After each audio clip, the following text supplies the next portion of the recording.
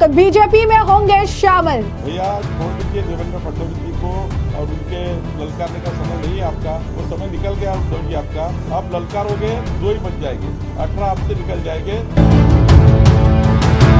Maharashtra BJP अध्यक्ष ने उद्धव ठाकरे को क्यों दे दी चेतावनी। भैया छोड़ दीजिए देवेंद्र फडणवीस जी को और उनके ललकारने का समय नहीं है आपका, वो समय निकल गया उद्धव जी आपका।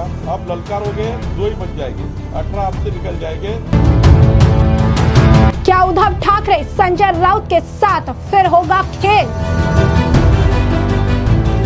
आधी रात में एकनाथ शिंदे ने समर्थकों से क्यों कर दी बड़ी अपील।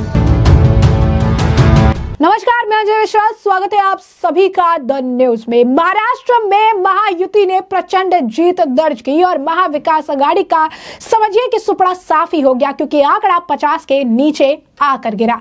अब ऐसे में उद्धव ठाकरे के लिए एक और बुरी खबर निकलकर सामने आ रही है। दरअसल बीजेपी जो है, महाराष्ट्र भाजपा के अध्यक्ष बावनकुळे ने साफ तौर पर उद्धव ठाकरे को लेकर ऐसा बयान दे दिया है जिससे उद्धव ठाकरे की नींद उड़ जाएगी, क्योंकि उन्होंने यह कह दिया है कि अगर उद्धव ठाकरे लगातार देवेंद्र फडणवीस को इसी तरीके से चैलेंज करते रहे तो वो वक्त दूर नहीं जब उनके 18 विधायक भी बीजेपी के साथ चले आएंगे। जी हाँ, बिल्कुल सही सुना आपने। वहीं दूसरी तरफ मुख्यमंत्री अगला कौन होगा, इसे लेकर अगर आप कह सकते हैं काफी तरीके की अटकलें हैं। देवेंद्र फडणवीस का नाम सबसे आगे चल रहा है, तो इसी बीच अब एकनाथ शिंदे ने अपने समर्थकों से अपील कर दी है कि किसी भी तरीके से वो एक जगह इकट्ठा होकर उनके समर्थन में कोई जमावड़ा ना करे। तो क्या है पूरा माजरा, आइए विस्तार से जान लेते हैं। तो आपको बता दें कि महाराष्ट्र भाजपा के अध्यक्ष जो हैं, उन्होंने अब मीडिया के सामने बड़ा बयान दिया है। जी हाँ, बिल्कुल सही सुना आपने। महाराष्ट्र भाजपा के अध्यक्ष चंद्रशेखर बावनकुळे ने उद्धव ठाकरे द्वारा देवेंद्र फडणवीस को टारगेट करने पर प्रतिक्रिया दी और उन्होंने उद्धव ठाकरे को साफ शब्दों में चेतावनी दे दी और ये कहा कि फडणवीस को टारगेट मत करिए, क्योंकि वो वक्त आपका चला जा चुका है। अगर आप ऐसे करते रहेंगे तो आपके भी 18 विधायक जो है वो बीजेपी के साथ आ जाएंगे। देवेंद्र फडणवीस तो वो सूरज है जिसे आप कितना भी दबाने और छिपाने का प्रयास करें, वो और ज्यादा उग कर निकल कर सामने आ जाएंगे। और इस तरीके से तमाम जो है उन्होंने बातें कही है। क्या कुछ कह रही हैं महाराष्ट्र भाजपा अध्यक्ष चंद्रशेखर बावनकुळे, जरा एक बार आप खुद सुनिए। देखिए, उद्धव ठाकरे जी ने 2019 में से बहुत बार देवेंद्र जी को ललकारा है और जब जब उद्धव ठाकरे ने देवेंद्र जी को ललकारा है तब तक देवेंद्र जी बहुत ऊंचाई लेकर सामने आए हैं, सूरज जैसा उभरते आए हैं। हर बार उन्होंने चैलेंज किया है। परसों आए थे नागपुर में, कहा देवेंद्र फडणवीस जी की जमानत जब्त करने आए। अब देखिए, देवेंद्र फडणवीस जी 6वीं बार विधायक बने और इस बार तो 40,000 की लीड लेकर चुन के आए। अब वो नया भी उन्होंने कहा हमारे 20 विधायक देवेंद्र फडणवीस जी को ललकारे। भैया छोड़ दीजिए देवेंद्र फडणवीस जी को और उनके ललकारने का समय नहीं है आपका, वो समय निकल गया उद्धव जी आपका। आप ललकारोगे 2 ही बच जाएंगे, 18 आपसे निकल जाएंगे, क्योंकि देवेंद्र जी ने सत्ता और विपक्ष का कभी ख्याल रखा नहीं, सबका साथ दिया है, सबको मदद की है। और उनके विधायक के भी मन में है कि देवेंद्र जी हमको साथ देते हैं और देवेंद्र जी को इस प्रकार से ललकारना ये ठीक नहीं है। उनके विधायक भी मन में बोलते हैं कि उद्धव ठाकरे गलत कर रहे हैं, देवेंद्र जी को बार बार क्यों ललकारते हैं। उनके विधायकों का आप पर्सनली पूछेंगे, हार्डली पूछेंगे, वो बोलेंगे उद्धव ठाकरे का गलत है, देवेंद्र जी को ललकारना नहीं चाहिए, ये उनको विधायक कहते हैं। और हर विधानसभा में 500 सक्रिय सदस्य बनेंगे और हम लोगों ने स्थानिक इकाई चुनाव की भी तैयारी चालू कर दी है। आने वाले महानगर पालिका में, जिला पंचायत में, नगर पालिका में हम लोगों ने हमारे सारे नेताओं को जिस प्रकार से हमें मैंडेट मिला है, उस मैंडेट के आधार पर हम निश्चित रूप से अच्छे से चुनाव लड़ेंगे और स्थानिक इकाइयों में भी महाविकास आघाड़ी को हद्दपार करेंगे। महाविकास आघाड़ी का कहीं भी मेयर नहीं बन सकता है। महाविकास आघाड़ी का कहीं भी जिला पंचायत में और नगर पालिका में वो चुनकर नहीं आएंगे, क्योंकि उनकी पार्टी किंचित छोटी हो गई है।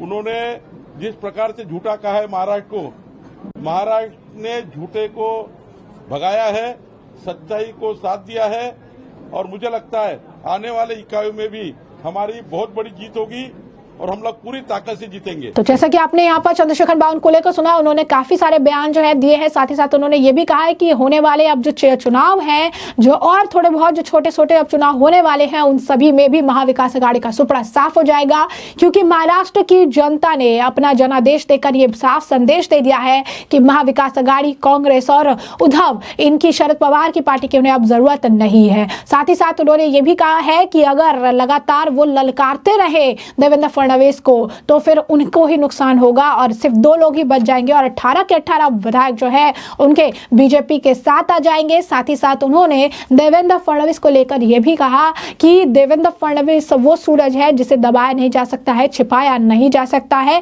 अगर नुकसान होने की बात कहे तो वो सिर्फ और सिर्फ उद्धव को होगा, और उद्धव के जो विधायक है वो भी चाहते हैं कि देवेंद्र फडणवीस एक बार उन्हें आवाज लगा दे, एक बार उन्हें बुला ले तो वो इधर चले आएंगे, क्योंकि उन्हें पता है कि देवेंद्र फडणवीस किस तरीके के नेता और किस तरीके से सबको एक साथ लेकर चलने में एक बहुत बड़ी भूमिका उनकी रहती है।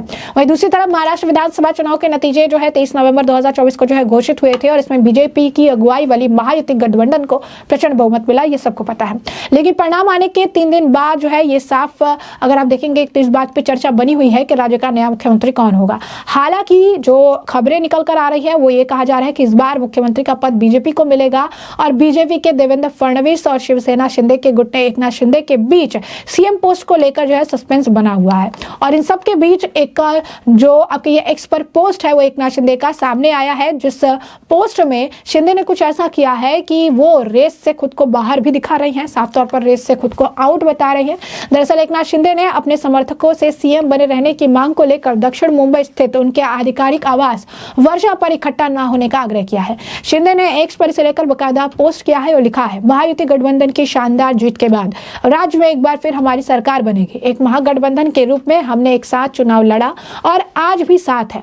उन्होंने अपने समर्थकों से कहा कि वे उनके समर्थन में वर्षा बंगले या किसी अन्य स्थान के बाहर इकट्ठा ना हो। उन्होंने आगे लिखा कि मेरे प्रति प्रेम के कारण कुछ लोगों ने सभी से एक साथ इकट्ठा होने और मुंबई आने की अपील की है। मैं आपके प्यार के लिए बहुत आभारी हूं, लेकिन मैं अपील करता हूं कि कोई भी इस तरह से मेरे समर्थन में एक साथ ना आए। भाजपा के नेतृत्व वाले महायुति गठबंधन ने महाराष्ट्र विधानसभा चुनाव में 288 में से 230 सीटें जीतकर शानदार सफलता हासिल की है। उसके बाद कांग्रेस के भी कुछ विधायक जो है उनके साथ आ गए हैं। फिर अगला मुख्यमंत्री कौन होगा, ये सवाल जो है अभी भी बरकरार है। अब एकनाथ शिंदे के जो समर्थक है उनको उन्होंने तर्क दिया है कि उन्हें नेतृत्व में जो शानदार जीत मिली है, ऐसे में सीएम के रूप में शिंदे को भी होना चाहिए। लेकिन दूसरी तरफ भाजपा जो सबसे ज्यादा सीटें जीत कर किंग मेकर की भूमिका में है, उन्होंने कहा है कि देवेंद्र फडणवीस को मुख्यमंत्री होना चाहिए। देवेंद्र फडणवीस के मुख्यमंत्री होने की काफी ज्यादा चर्चा हो रही है, और शिंदे इससे पहले भी कह चुके हैं कि मैं मुख्यमंत्री की रेस में नहीं हूं। और अब भी उन्होंने जो पोस्ट किया उससे साफ है कि देवेंद्र फडणवीस को ही महाराष्ट्र का अगला मुख्यमंत्री चुन लिया गया है।